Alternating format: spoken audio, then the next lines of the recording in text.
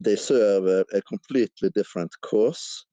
And when you look at Gaza, it's impossible to connect anything environmental to that, of course. And those two issues I mentioned are closely connected, of course. They are the most destructive powers in existence. Environmentalists not acknowledging the destructive power of the military, of militarism.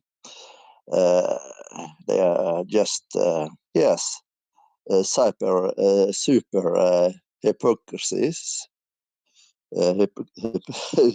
hypocrisy that is indeed fitting description of them and the Zionists.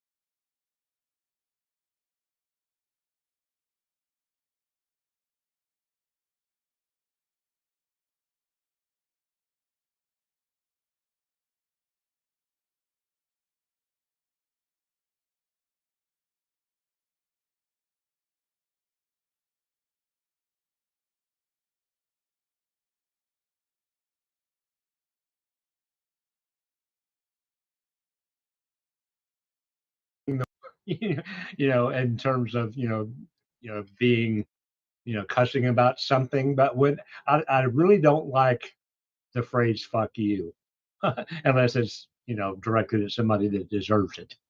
In this case, she was absolutely not deserving of that. So yeah, she left, and I don't know whether Alex knocked her down and then she left, or what happened technically there, or intentionally on the part of the host. But I started, as soon as he said that to her, I started, opened my mic and said, "That's unacceptable," and he pushed back on a few things, and I said, "Well, this idea that that we have to be positive is sort of a psychological denial." Well, but I didn't get much of that out before he said, "Well, f you too," and so I just and then he knocked me down to listener, and so I left. I went back in later and listened anonymously, and then I came back in as a listener, and a couple of the other co-host people, offered me the mic, but I wasn't sure who was offering it to me, so I didn't take it. But anyway, that's what happened, and I'm still kind of burned about it. So that's what Yeah, happened. it was pretty rough just to be a fly on the wall.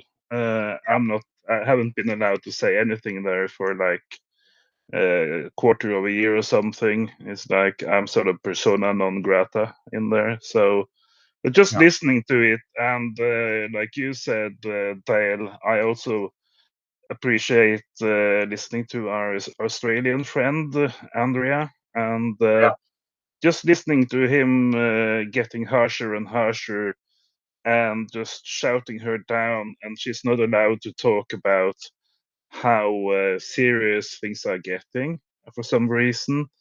And I'm pretty sure that in his own mind, he believes that he is kind of saving the world by censoring the world. I don't know. yeah, It's pretty weird. Yeah. yeah. Disappointing. Just based on some things, that were headed in that direction over the past several weeks, it didn't really surprise me all that much, but, I could hear it coming in his voice, when he gets riled up. And as soon as Andrea started pushing back after that point, I was thinking, oh, watch out. Yeah, we're going to get another one of those. And we did. I think the trigger was specifically the trigger was that Andrea commented that he was having one of his moods or something, and then he sort of just Right. yelled out, "Moods, eh? Am I, am I Yeah. having a mood?" Yeah. It's it, it's strange to me, really. We are we are discussing the climate change, the climate collapse, the extinction, and so on, and we are supposed to be positive. That is that sounds extremely strange to Yeah. me, really. Well, and to be a climate crisis club, the word crisis seems to be Yes. under question there, and it doesn't seem like that's a climate crisis club ought to be questioning whether or not the crisis is serious or not. Yes, as I said, it's more than strange. It's baffling, and even I believe it's connected to my to the start of this that we did my introduction tonight, really, uh, because I've heard a lot about mm, it earlier too. It isn't anything new, like you guys pointed out. So and yeah, the the the um, the title is climate crisis, and you Yeah. can't talk about the climate crisis. Yeah. Fuck. Yeah, it's what I often refer to as soft denial, which means it's not something that's overtly questioned, that we have a crisis, but the actual internalization of the reality is not there, and so that that they continue to push back on on actual scientific reality and ecological reality, and and the sense that here's something that we need to be responding to at a level more radical than anything else in human history has been or needed to be responded to. And on that matter right there, I mean, he even seems resistant whenever I use the word unprecedented or talk about something as being unprecedented. He doesn't like that either, which is even more weird to me, to hear somebody push back on the idea that what we're facing now is unprecedented, in human history.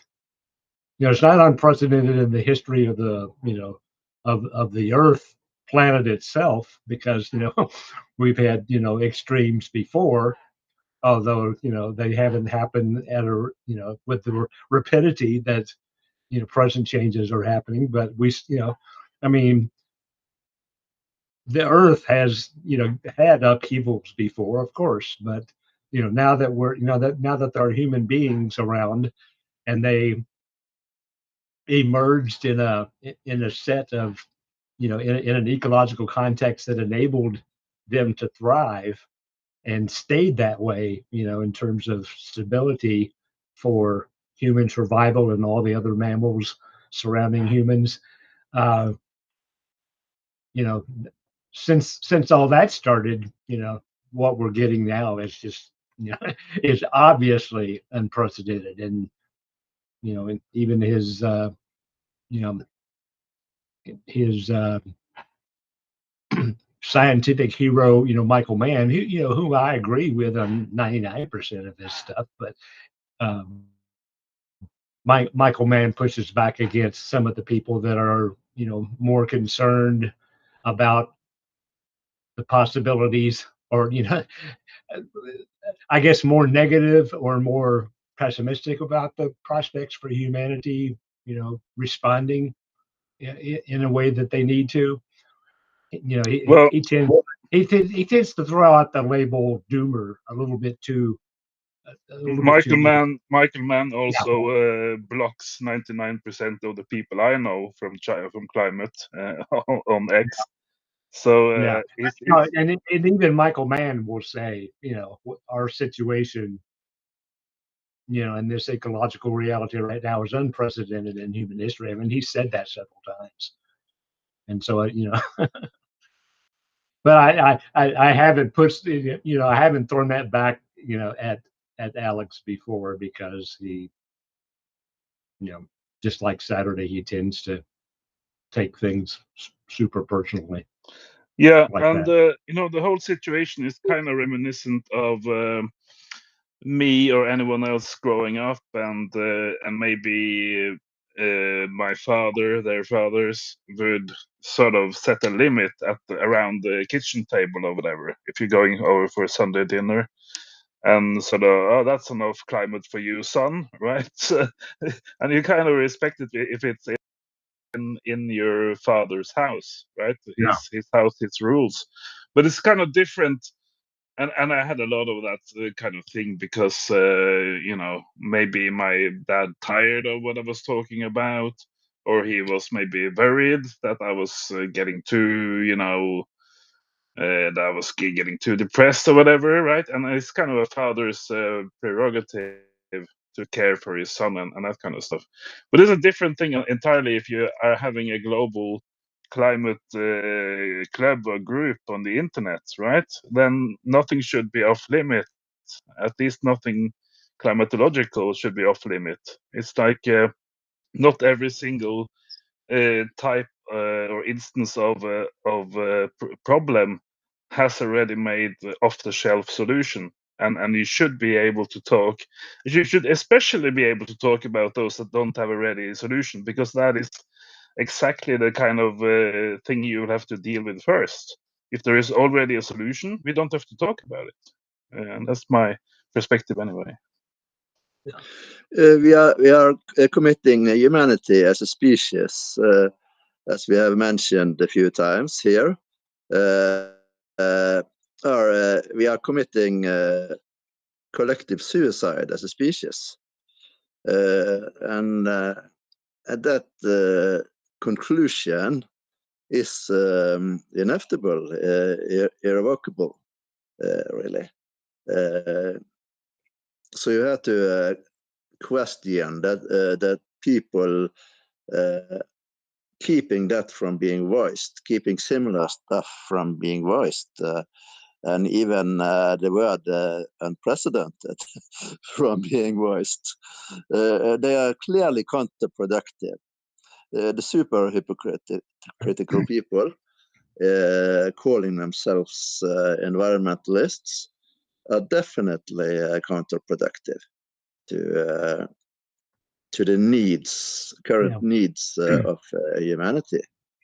That should be obvious. So where I am on that too is that you whatever your perspective is on what the possibilities are for mitigation or any kind of healing capability or healing are taking all of our efforts in seeing any kind of reversal or healing taking place. I haven't dismissed the possibility of getting to some place where we start to understand better, how to live, with the ecological reality and begin to see things improve a little bit. I think it's going to take some time, and probably that time's going to be longer than what any of us have left. But whatever your sense of optimism or pessimism and the scale in between those two, yeah, I mean, if you believe that there's a responsibility to do what you can and to save all you can, and not knowing how much how much ultimate difference what you do is going to make, you still do it because what else can you do? You just stand up for life, and you also try to continue to be human to each other in the midst of it, and while it's happening, no matter what the results are. But I mean, in order to do that, you've got to recognize the seriousness and the urgency of it, and certainly not discourage somebody who's more negative than you are, to put it simply. um that just doesn't work on in any sense. It doesn't work for any results you think you might want to have, because if you don't recognize the urgency, you're simply just not going to think there's much um urgency to what to what you need to do. You're not going to try as hard, to put it simply, if you don't think it's as urgent, that it'll work itself out somehow, or we'll find some solution in the future, which I mean, there may be something that happens in the future. We don't know that, and we've got all kinds of ways of looking at the possibility or the probability of that happening. I tend to look at that pessimistically as well, because you have to have um, a significant amount of cooperation and collaboration amongst humans to build a big enough collaborative effort to have any sort of impact. And if you don't recognize the urgency of it, you're not going to build that you know that that coalition that's anywhere near large enough to have any have any kind of impacts anyway. Yes, and when a given person even gets a reputation for a vast ongoing censorship, it's getting worse. It's even worse, of course. And when everyone almost has heard about that guy, even those that haven't attended the space. That's obvious. There is smoke here. There is fire here.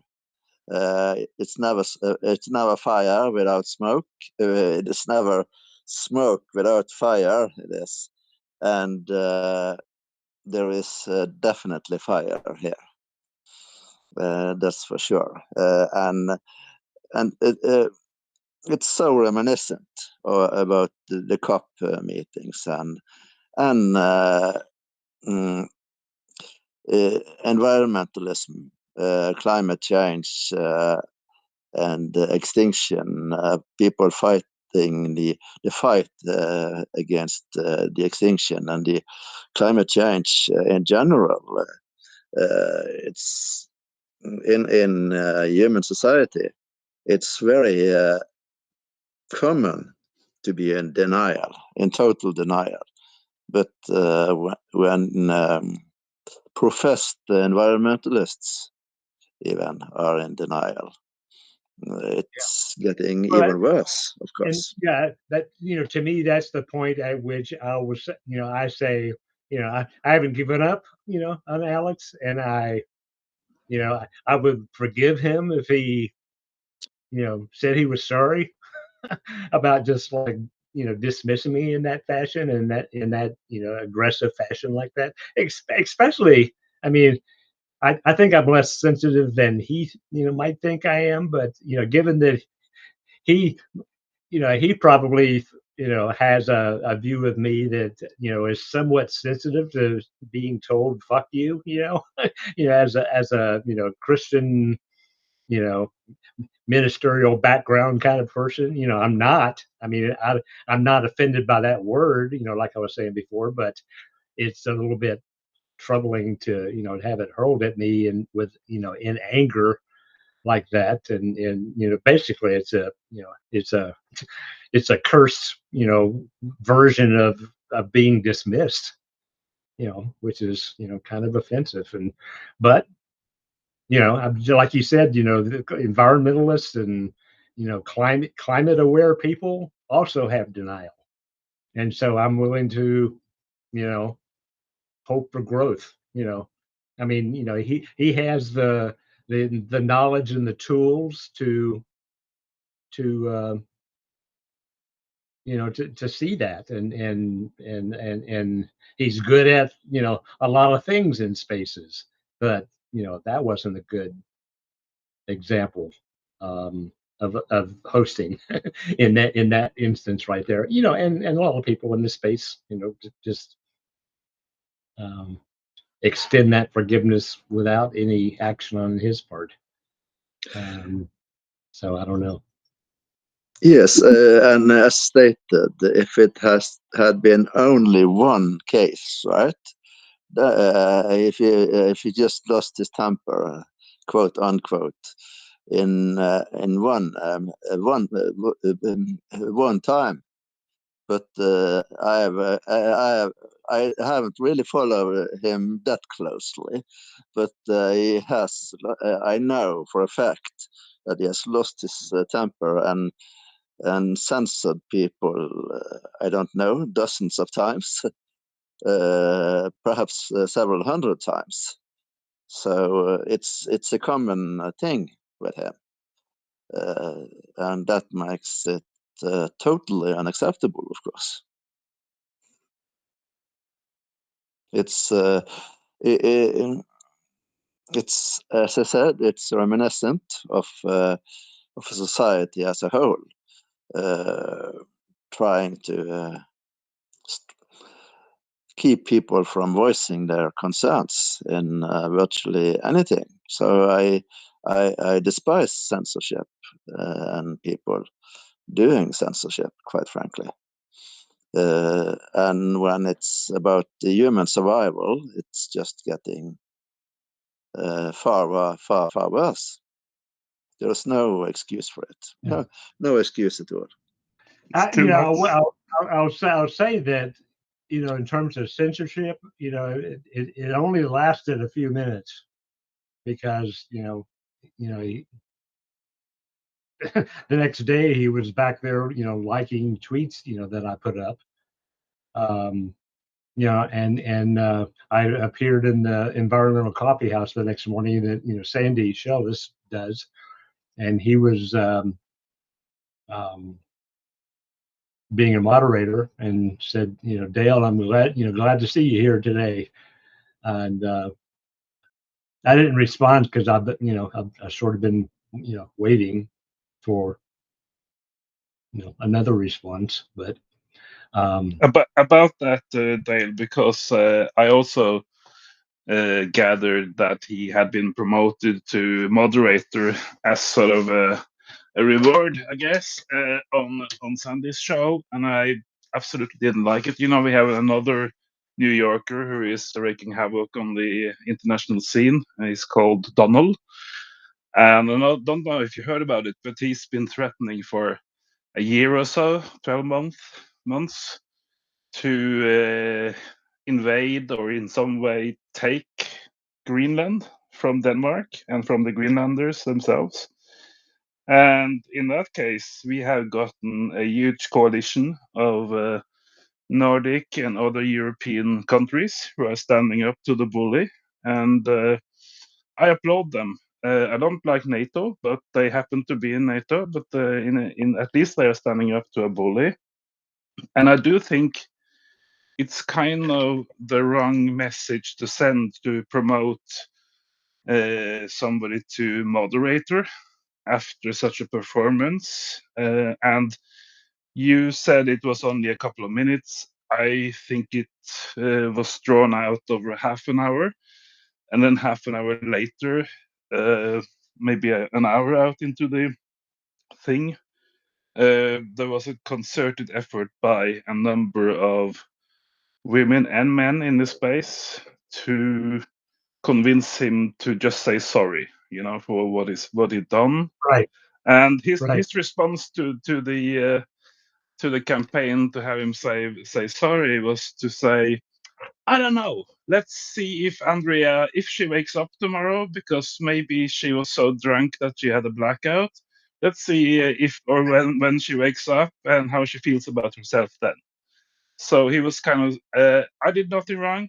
That was her drinking herself to a blackout, and that's why she stopped talking. It wasn't had nothing to do with me throwing her out or muting her or anything. Just her getting to the blackout stage of her night down there in Australia. So completely unrepented, I would say, and still he was promoted by Environmental Coffee House to a moderator position of power. So I don't know what's up about that. Such a person being a moderator should be totally a no-no, a giant no-no, of course. That goes without saying. It's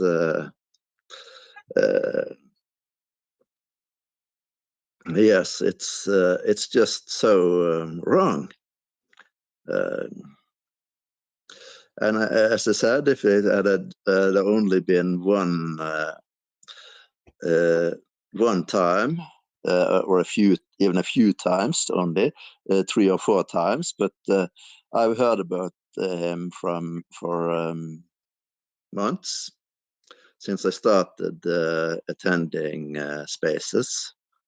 So there is a lot of fire there, that's for sure.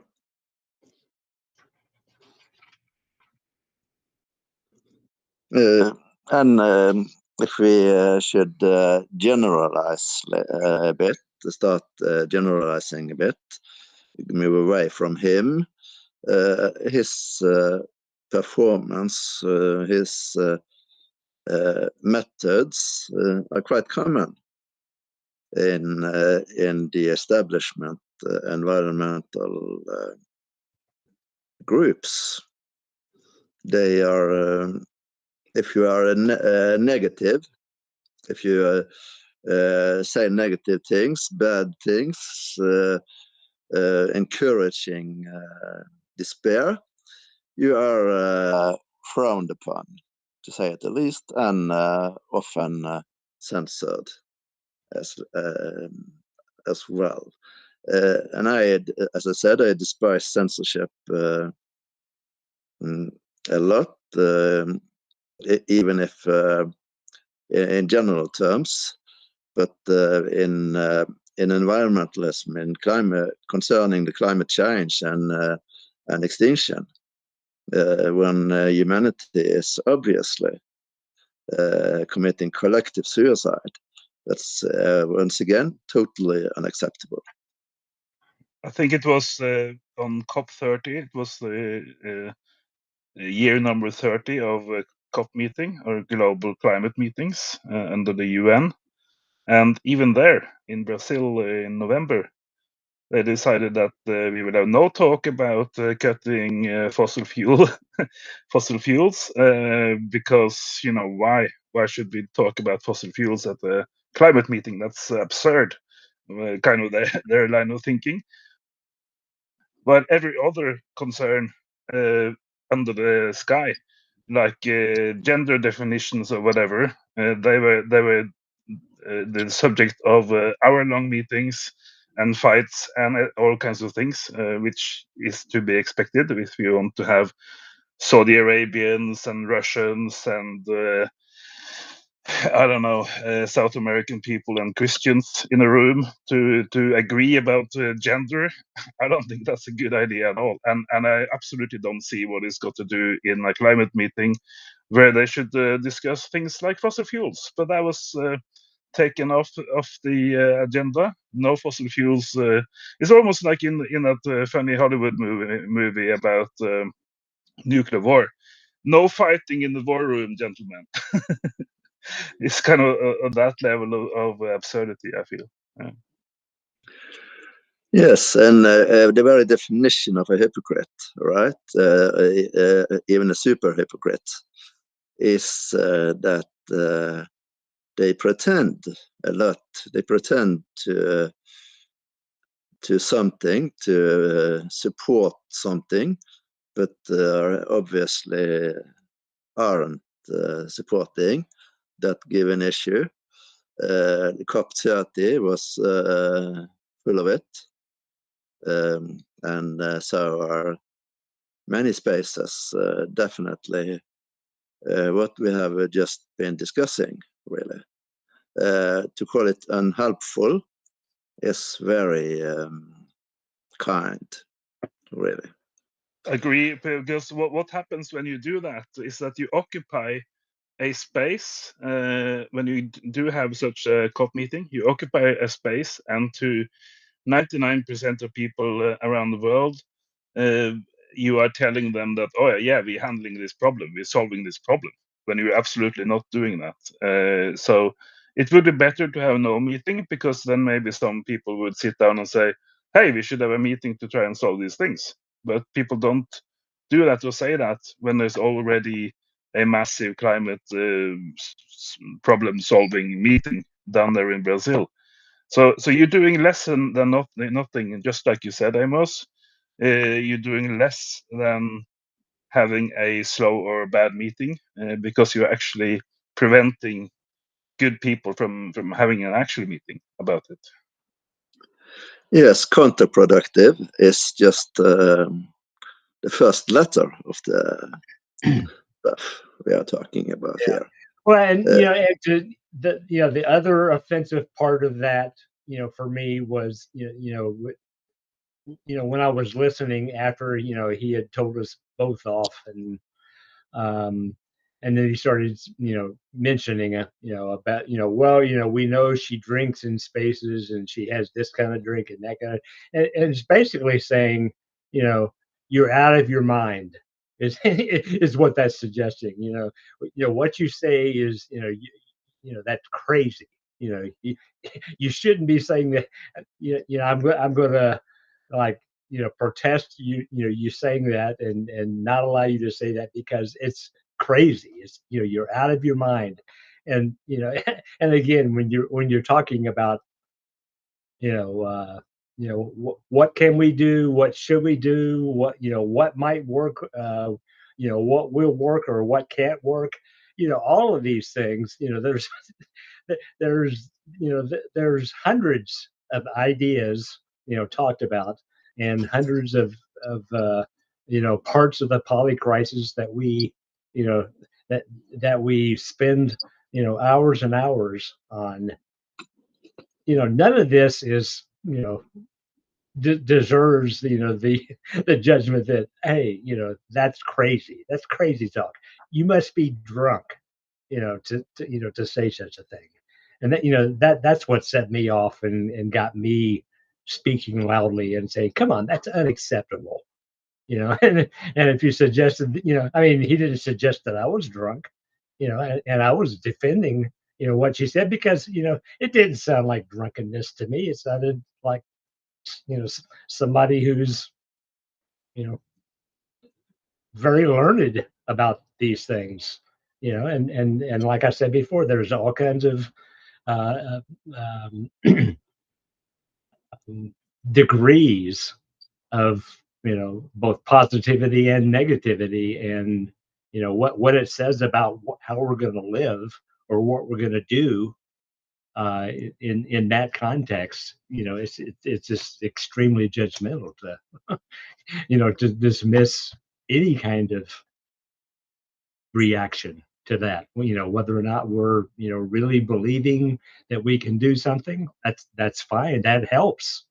Believing that you can do something, whether or not you can, whether or not it's going to make it enough difference or not, it's going to help. And somebody's written a book, all we can save. And that's what I always bring up is, do what you can, and you may save something, and you may make a life better for your family or for a community, or perhaps maybe even elsewhere in the world. Just do what you can. One thing is to disagree. If he could just as well have disagreed with what she had been saying, of course, but he didn't do that. He used his position to ridicule her and patronizing her, and so on. And as I said, I've heard about him for months since I started out in the spaces, and I'm convinced that I would have been censored there after 5 minutes, or perhaps 1 minute. So I see no I'm point sure. in attending I'm at sure all. of it. I'm completely sure of it. To my feeling, it's like if they or she had been talking about plastic pollution, for instance, and that had been the issue for a few minutes, and then she wanted to talk about them going crazy and having deep sea mining as well, right? Then he comes along and says, "Oh, that's too much. You're over the line now. You talked about plastic already. So why should you talk about deep sea mining and destroying the ocean floor as well? Because can't you do one thing at a time? This is too much, and we're talking about it over and over and over." And that's kind of the jive he gives, and yeah, I was also thinking about uh, something about the cop. I think I kind of lost it, but it's revolting. It's annoying. You have this position uh, because you are pretending to organize and to gather good people, and then, like in the COP, you don't allow people to talk about the fossil fuel industry or that kind of thing. And after 30 years, right? Imagine where the discussions would have been last year if the delegates had been allowed to talk about whatever they wanted to talk about for 30 years.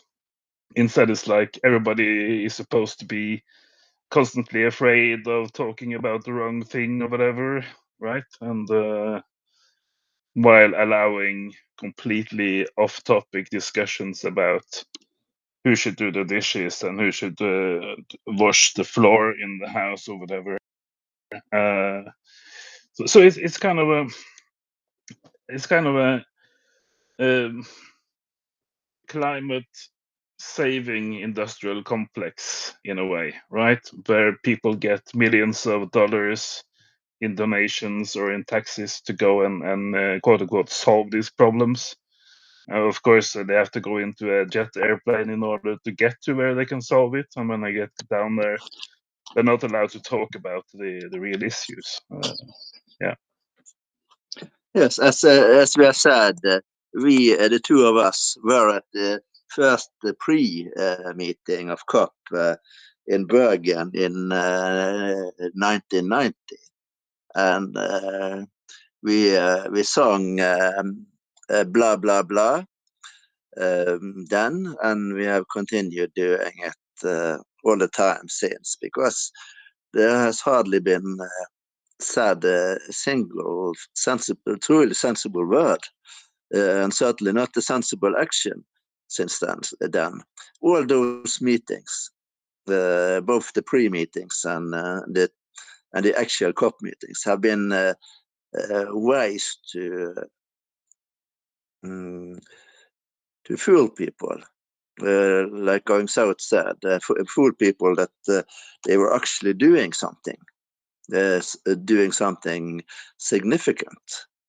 And the climate crisis, quote unquote, space sounds pretty much the same to me.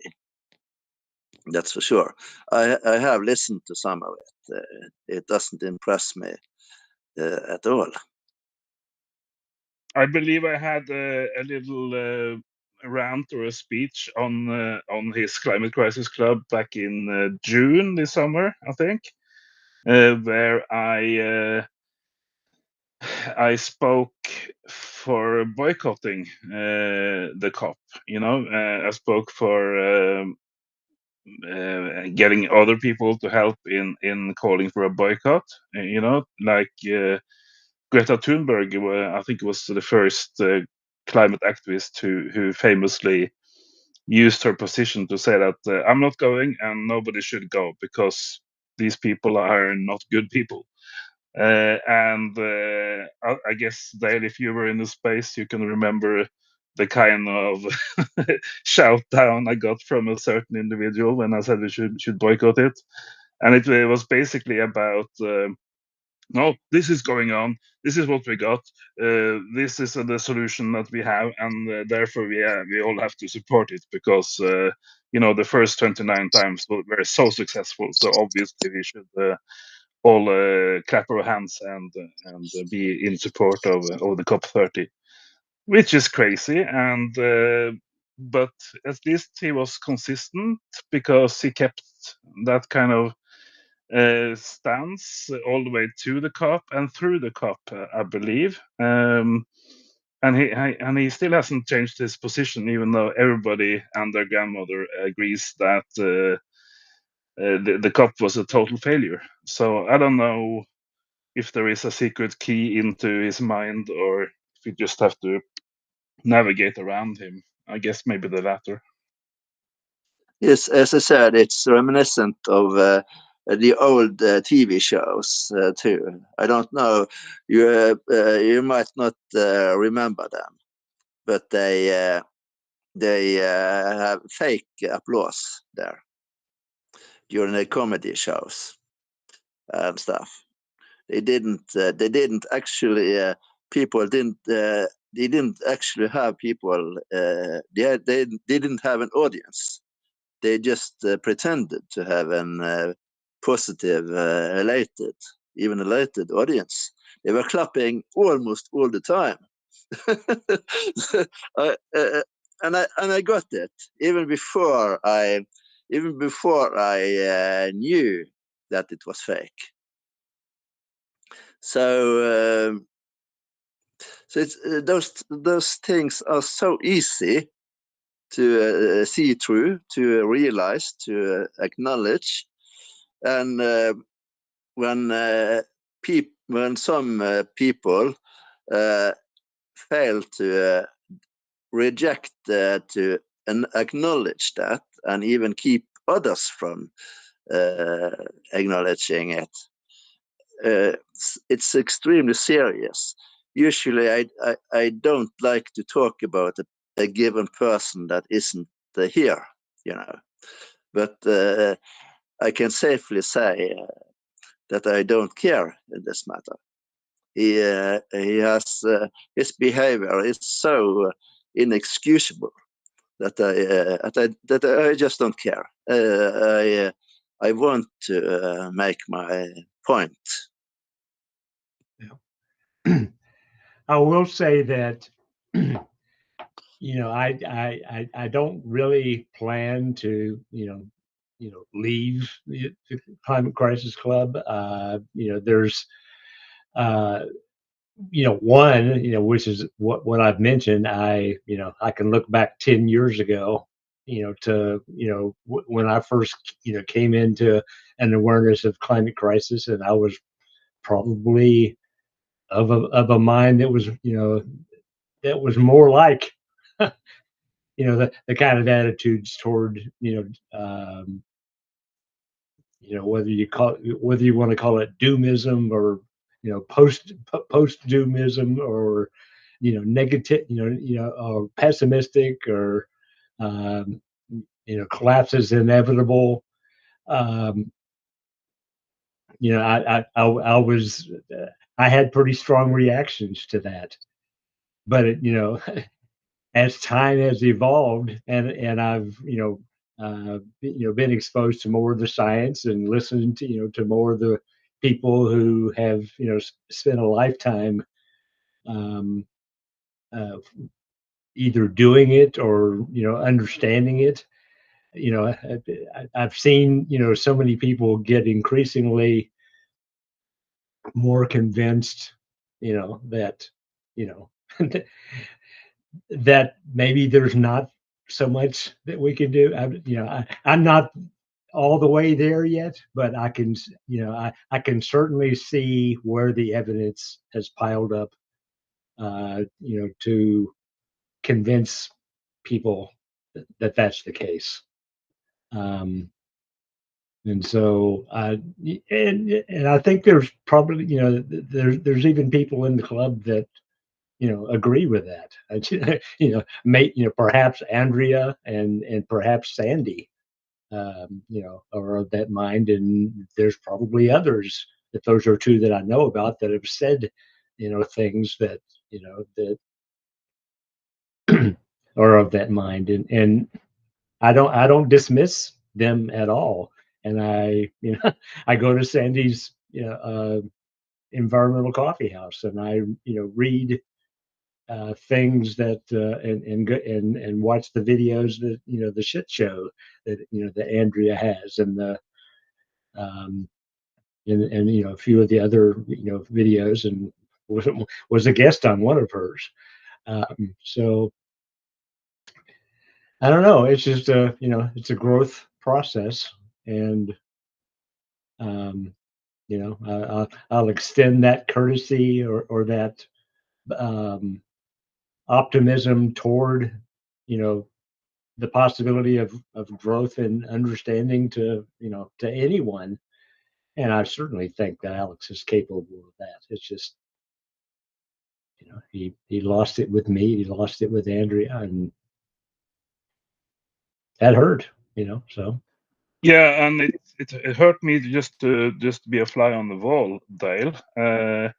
I know that Alex has his issues with the ladies, and it's not the first time he's been dubbed a misogynist. But when it comes to you, which I think because of the time difference with Andrea, which is sort of the other side of the planet, I talked more with you, or chatted more with yeah, you than I've done with her.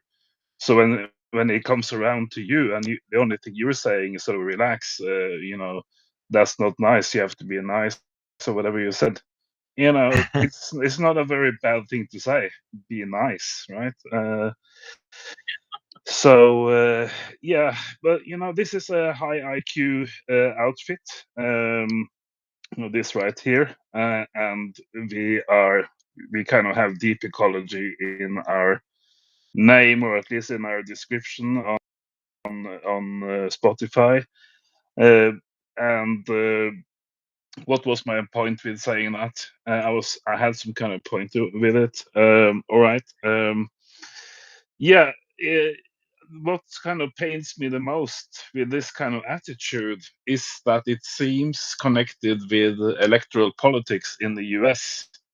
You know, as if they're out there just to gather the blue vote, some kind of thing like that. Because I think the same host we're talking about is also in all kinds of blue politics spaces on X as well. You know, to keep the Democrat herd together or whatever. And yesterday, I kind of flipped because he, after doing the free radio Gaza for half a year, all of a sudden Alex had made free radio Nuuk, which is the city I live in Greenland. And as I said, I was interviewed by a British journalist yesterday for the radio.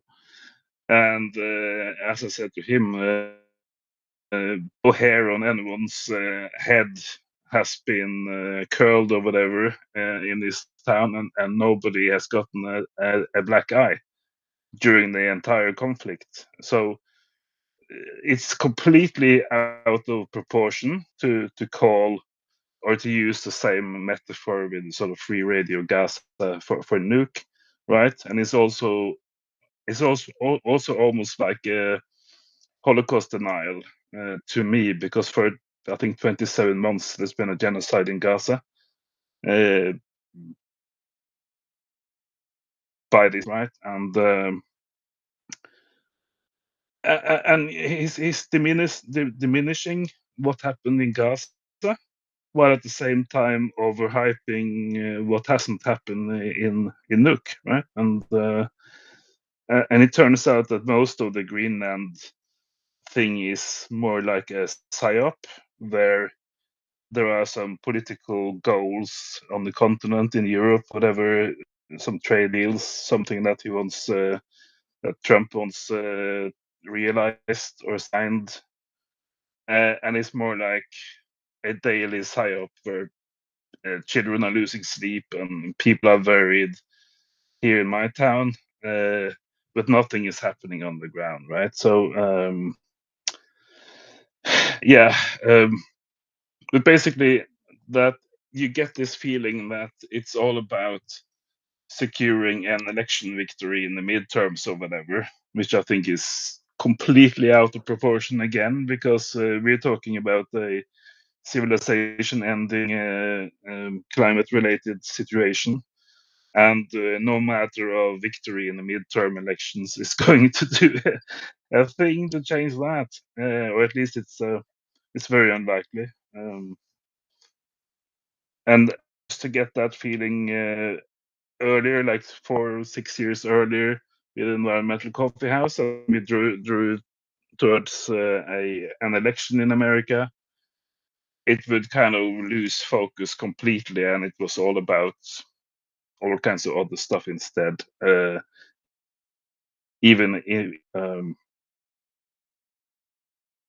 that's just me. Maybe Yeah, I'm I just mean, yeah, I mean, she's pretty much, in the realm of, a long time progressive,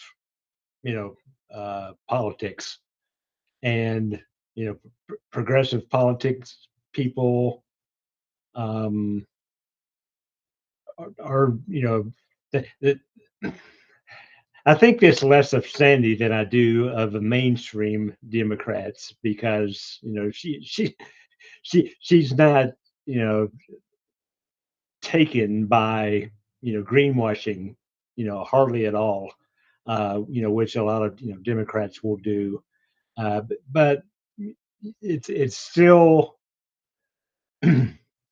I guess it's a thread to hold on to because it can be transformed into something that actually um, reacts, to to the climate crisis. It hasn't reached that point yet, but it I guess things have to get a lot worse, which is really bad for us. That things have to get a lot worse before there's a groundswell in political activity, to the extent that it starts, responding appropriately, to the level of the crisis. It's just, it's a hard habit to break, I guess. I guess I've been in the progressive politics, since 1976. So with 50 years,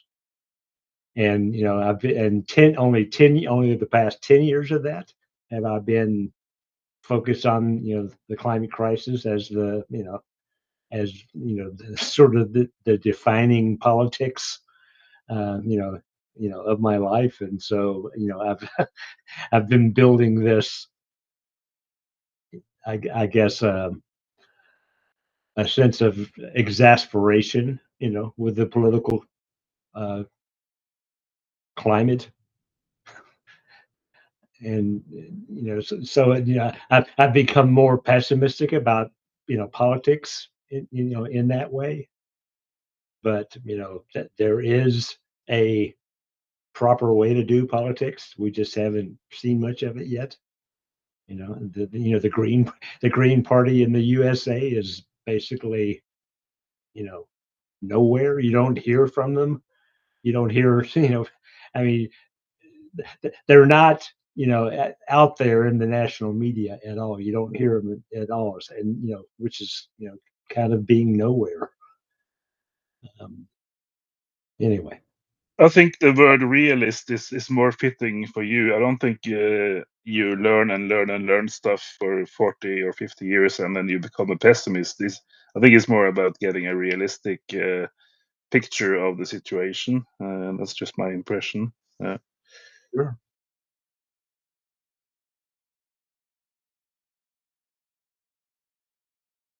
Well, just like it's kind of like growing up in the Christian church, and especially in the evangelical part of it. There was always this saying, win the world for Christ, by 2050. I use the word 2050 sort of in jest because that's the year that we use for reduce getting rid of fossil fuels or reducing uh, carbon emissions by so many percent by 2050. And I'm thinking, in 20 years, when we're when we're at 3 degrees C or 2.5 or whatever you want to project into that time, it's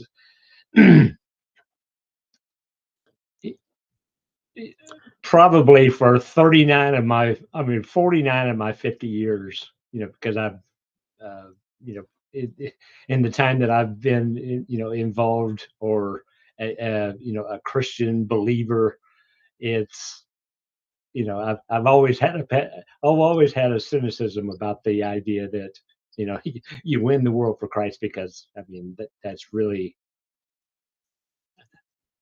it's not the point anymore for me, because I think that what Christ what Jesus would want the world to be is not necessarily to be a Christian. Because being a Christian has just become something totally foreign to what he was about. That's the way I see it. And in the movie Gandhi, somebody said something about or Gandhi said um, something to the effect of uh, being a Christian might be being a good Hindu or being a good Muslim, according to the original teachings in those religions. And what it's all about is learning to love each other and love the world and try to make the world a better place. And if you're, if you're in the Muslim community and you're doing that, you're being a better Christian than a lot of Christians in the USA are. So. And the US Green Party was on the ballot in almost all the states.